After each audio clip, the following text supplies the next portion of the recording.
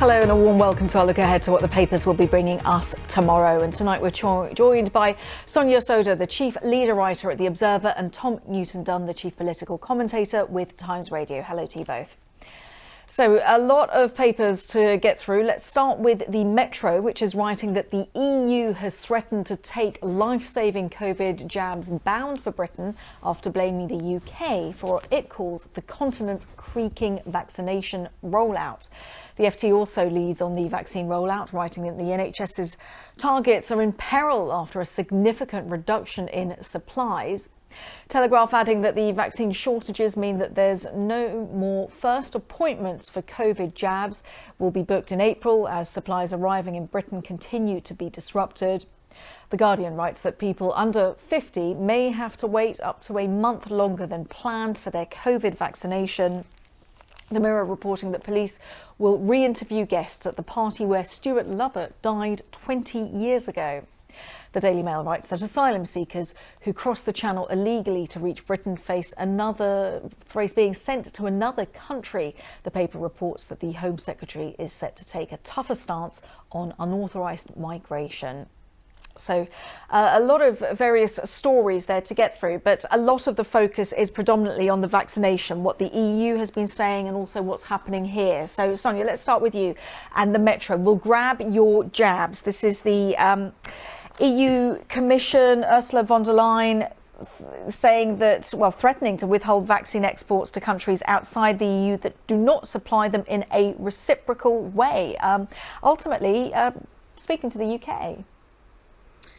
So this is kind of the last situation that we wanted to see around vaccine and global vaccine distribution. And I think it's important to say, we're in a tricky situation globally. Vaccines are an incredibly precious resource right now, but there aren't enough of them, to meet global demand. And this is why you're seeing some quite toxic politics between different countries, I think, fighting over supply. And at the moment, we're really seeing that between richer countries. And I think it is worth putting this in the context of the sort of global issue, which is that actually there are some countries who've got hardly any vaccine stocks at the moment.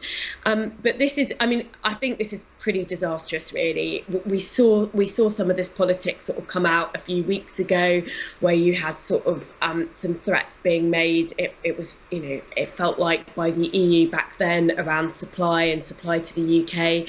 I think here Ursula von der Leyen hasn't mentioned the UK specifically, but it seems as though there was this issue with AstraZeneca, whether there was enough back, whether AstraZeneca as a company was meeting its contractual obligations to the EU, and it feels like that issue sort of got a bit conflated with UK supply and AstraZeneca supply to the UK, and it feels like these are the same issues that we're seeing all over again. Now, there's lots of sort of complicated factors in this. It's hard to know exactly what's going on with supply. We've heard today that there are issues with supply in the UK, which means that we're not going to be able to vaccinate as fast as we wanted in April.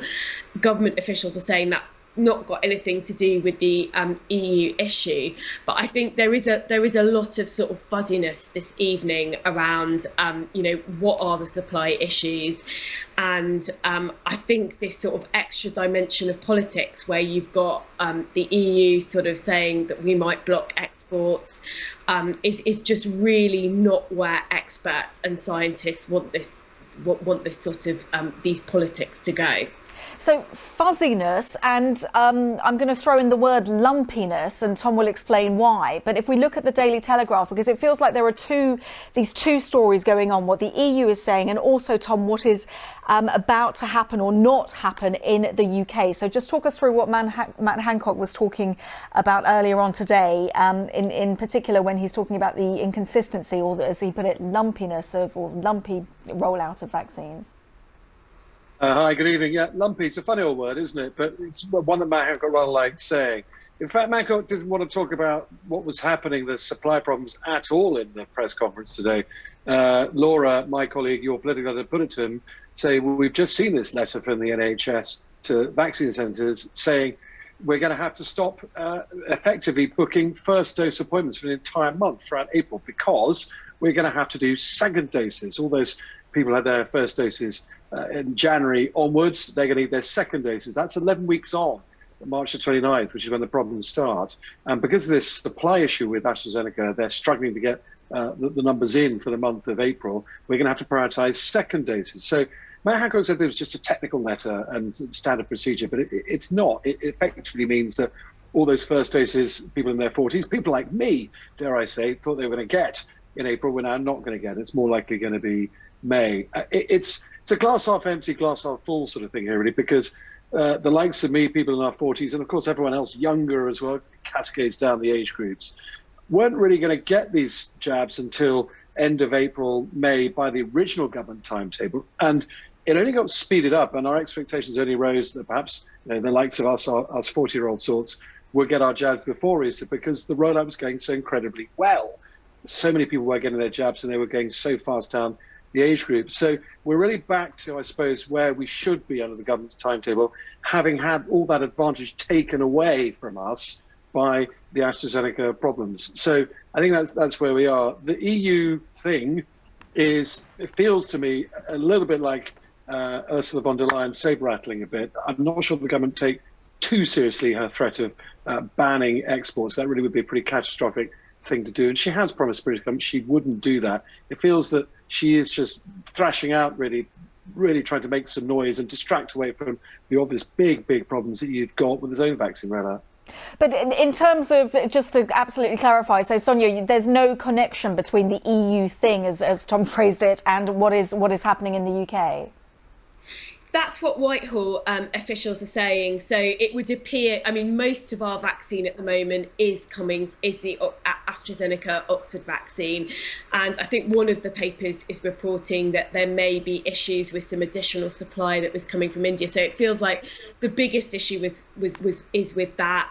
The Moderna vaccine is supposed to be coming on stream imminently as well. And apparently there were some supply issues around that, which means that we may be getting fewer doses than we anticipated. I think the tricky thing about this, though, and I think this is what came out from the conversation last time we were talking all about this, when the EU had its sort of big row with AstraZeneca, is that making these vaccines is a bit of an imprecise sort of science, and you're sort of growing cells and cultures. I'm no scientist, I wouldn't be able to sort of talk you through the process, but it's not like a sort of simple manufacturing process where you sort of put some things together and you know exactly how much you're going to get out.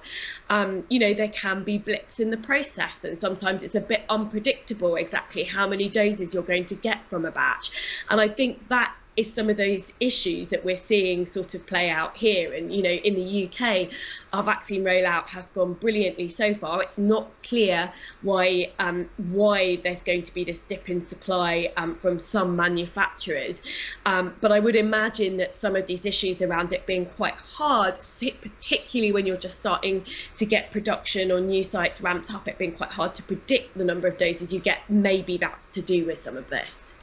And the Guardian also leading very much on that story, but they've got an image, Tom, of the relatives of those people who have lost members of their families. They want an inquiry, a public inquiry into what's been happening, the government's handling of the pandemic, and if not, what will they do if they don't get one? Well, they're going to sue. So they are very angry with Boris Johnson's government for continually delaying what Boris Johnson has already promised would be a public inquiry into what went wrong. Of course, last year, a lot went wrong. Effectively, the 3 different lockdowns, including the one we're still currently in, came into effect too late, and more people died than should have. That's their argument. It's quite a common argument that's been made, backed by quite a lot of scientists now. And they want the public inquiry to begin so the government can try to work out exactly what went wrong, who did what wrong, and what really could have been done right. And they're going to take the government to court unless Boris Johnson orders this within 25 days and commence legal action. Boris Johnson's government have said that they're busy fighting this pandemic, that we aren't out of it yet, and the time to be retrospective may come later, but it's not while we're in the middle of it. And interestingly, and the story I think we're about to come on to, Dominic Cummings, for it is he is back. He added fuel to the fire on this today. He appeared in front of the Science and Technology Committee giving evidence about something completely different, about his pet project, something called ARIA, which is this new science agency thinking the unthinkable. But quickly he allowed himself to be diverted onto abusing a whole manner of people across government over what he said was their failings for the pandemic rollout. And he said, actually, that he talked about this building, the House of Commons, which he was in at the time, had to get on with an urgent inquiry. An urgent inquiry were his words, to get the bottom of what went wrong. So I think the relatives who understandably want some answers and think the government should and could have done better, they will now listen to Dominic Cummings and say, well, look, the Prime Minister's own number one right-hand man, is Sven Garni, his most important advisor, says we need an urgent inquiry. Get on with it, Prime Minister. And Sonia, seeing as Tom has taken us to Dominic Cummings, he absolutely made that return and wasn't mincing his words. Some of the terminology, a smoking ruin in terms of procurement, is the language that he was using today at this when he was speaking earlier on today, and one of the success stories of the government, if there is any success story, it has been the vaccination rollout, and he kind of took the wind from under Matt Hancock's wings, so to speak. I mean, I think we should take what Dominic Cummings says in his evidence to a select committee, or in his statements to a select committee, with a pinch of salt. I think we're already starting to see, people within government and who have been in government, like Dominic Cummings, line up their sort of alibis and their stories and to assign blame and take credit. We're already seeing people start to do that, and Dominic Cummings was very much an actor in all of this, and so I think you can't take his account as read as being right. He would say that, wouldn't he, about the Department of Health? I mean, there's lots of people who've been massively critical about the way that the government handled procurement around PPE. It was absolutely disastrous. Tens of millions of pounds spent, and sometimes the PPE didn't even rock up, or it wasn't of good enough quality. But Dominic Cummings is trying to say, well, that was the bureaucracy's fault. That was all the Department of Health, and actually I can take credit for some of the vaccine stuff, perhaps. But Dominic Cummings was a part of that government. He was a Prime Minister's senior advisor, and he probably has to shoulder some of the blame for things that were got wrong. And some people might feel it's a bit rich, given the fact that he was sort of thought to have broken the spirit of lockdown rules at a really critical point of the first lockdown, and that sort of sent out a particular message to the public. So I do think some of this is just people sort of lining themselves up, putting blame on other people, taking some of the credit for themselves. I think coming back to the idea of the inquiry, though, I think there are some really important things to balance here, and there's so much that an inquiry could achieve. And I think you absolutely have to have a post hoc judge-led inquiry with the power to summon people, compel them to give evidence. It's not just the relatives calling for that. The Guardian in that story says there's a lot of public support for it. So just under 50% of the public support it, only 18% are opposed to it. But there is a time and a place for that sort of inquiry, and I do sort of have some sympathy with what Jonathan Van Tam, the Deputy Chief Medical Officer, said today when he said, well, if there was that sort of inquiry right now while we're still in it, it might distract some of us from the job we're trying to do.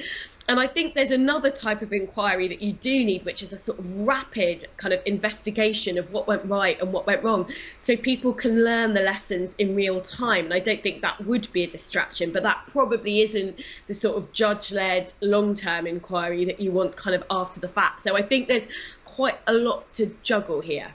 And Sonia, you mentioned Jonathan Van Tam. I know, Tom, you're a big fan of his. He came out with a superb line today about where vaccinations should be and where they shouldn't be to be helpful. Just remind us what he said. There were several, actually. There was a football team analogy. There was another trainer analogy. It was all about going back, not leaving people on the pitch. So rather than rushing ahead into the lower down the vaccine groups, the 40s, the 30s, he wanted to hang around on the pitch and pick up the stragglers, those who they haven't reached yet, the vulnerable, those in what's known as Group 6, those with underlying health conditions. And there are 7 million of them, and they haven't found all of them, still 2 million left to find. And these people, of course, are at far greater risk of death and hospitalisation. So, yeah, JVT did it again. JVT needs to do press conferences on a daily basis, if I'm concerned. Perhaps you could do a few EU press conferences and trying to explain Brussels' predicament as well. Perhaps they could hire him to get them out of their mess too. And he gave the line, didn't he, that jabs, to be helpful, they need to be in arms, not in fridges, which I just thought was, yeah, brilliant. I made a note of that one. Absolutely brilliant. Of course, tomorrow, all eyes will be on the EU medical regulator when they give their assessment of the AstraZeneca vaccine, but we shall await that. We will be back with you, Sonia and Tom, very shortly in about half an hour's time for the next edition of the paper. So thank you very much. Don't go away from your computers. Stay with us. And as always, thank you for the time being, and like I say, we'll be back with you in around half an hour's time for the second edition of tonight's papers. Thanks for watching.